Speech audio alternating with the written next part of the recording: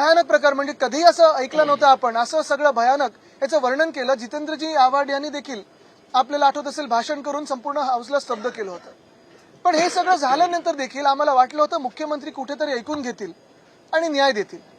पण मुख्यमंत्र्यांचे हात कशासाठी बांधले होते, कोणी बांधले होते, मैत्रीच्या नात्यात बांधले होते, कोलिशन धर्मामध्ये बांधले होते, कुठच्या कारणामुळे बांधले गेले होते हे आम्हाला माहित नाही.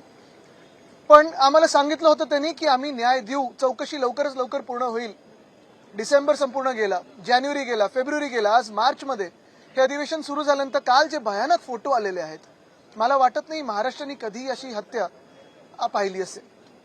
सगळेच हादरून गेलं. म्हणजे काल रात्री ते पाहताना देखील, व्हिज्युअल पाहताना देखील डोळ्यात पाणी होतं. अजूनही विचार करू शकत नाही की त्या परिवारावर आता हे सगळं पाहून काय त्यांच्या मनात असेल, काय त्यांचं हृदय काय असेल त्यांच्या मनात, खरोखर कळत नाही. माझंही मन हलून गेलेलं आहे.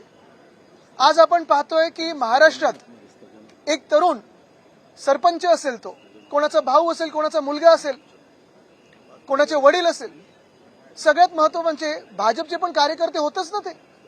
आज आपण काही लोकांना पाहतो, काही चिरीमिरी लोक आहेत जे सांगतात, धमके देतात. पढ़ते रहिए fight against criminal daily newspaper.